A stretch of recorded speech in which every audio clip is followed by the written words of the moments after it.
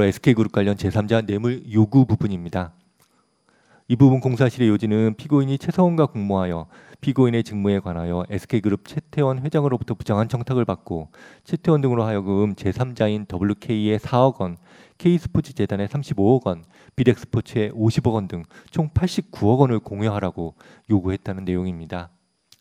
이에 관해서 피고인은 최서원과 범행을 공모한 사실도 없고 SK그룹 회장 최태원과 단독 면담을 하면서 부정한 청탁을 받은 사실도 없으며 최태원에게 K스포츠재단에 대한 자금 지원을 요구한 사실도 없다고 공사실을 부인했습니다.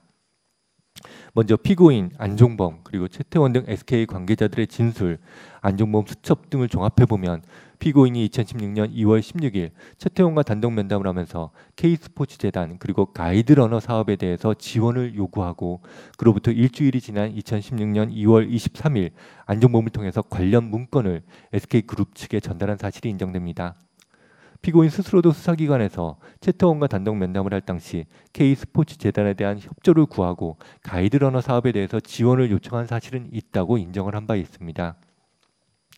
참고로 피고인이 최태원과의 단독 면담 때 지원을 요구한 가이드러너 사업은 그 면담 즈음에 최서원이 K스포츠재단 직원에게 지시해서 기획하고 추진을 지시한 그런 사업입니다.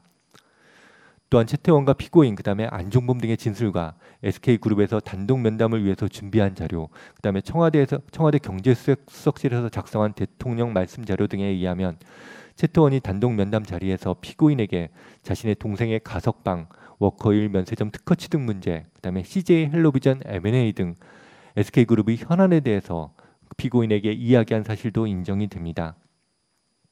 다만 그런 이야기가 있었다고 하더라도 그 자리에서 그런 현안의 해결을 가이드러너 사업에 대한 지원과 연결시키는 대가관계에 대한 명시적인 언급이 있었다고 단정하기는 어렵다고 판단됩니다. 그러나 피고인은 단독 면담 이전에 이미 여러 차례 보고를 받거나 현안에 관한 지시를 하는 등 워커힐 면세점 특허 문제, 그 다음에 CJ 헬로비전 M&A 문제와 관련된 SK그룹의 현안에 대해서 피고인은 명확히 인식하고 있었음이 분명하고 단독 면담을 통해 SK그룹의 위 세 가지 현안에 대해 보다 명확하게 인식하게 되었다고 판단됩니다. 더구나 피고인이 최태원에게 K스포츠재단과 가이드러너 사업에 대한 지원을 요청한 시기는 그 SK그룹의 그 세 가지 현안이 모두 해결되지도 않았던 시기였습니다. 이처럼 피고인이 SK그룹의 현안과 그에 관해 SK그룹이 대통령인 자신의 도움을 필요로 하는 상황이라는 점을 분명하게 인식하고 있는 상태에서 단독 면담을 하면서 피고인은 최태원에게 가이드러너 사업에 대한 지원을 요구한 이상 피고인에게는 그 지원 요구가 피고인의 직무 집행과 대가 관계가 있다는 점에 대한 인식이 있었다고 볼 수밖에 없습니다. 또한 K스포츠재단과의 협상 과정에서 나타난 SK그룹 관계자들의 모습을 고려해 볼 때 SK그룹 역시 피고인이 SK그룹의 현안과 관련된 직무 집행의 대가로 위와 같은 지원을 요구한다는 점을 인식하고 있었다고 판단이 됩니다.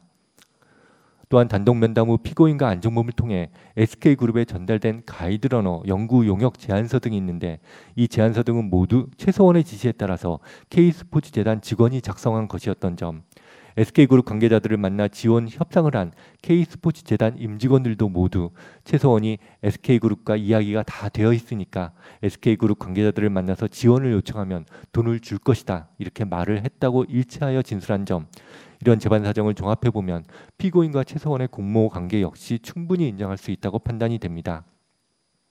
결국 이 부분 공사실을 부인하는 피고인의 주장은 받아들일 수 없고 피고인에 대한 이 부분 공사실 역시 모두 유죄로 인정하겠습니다.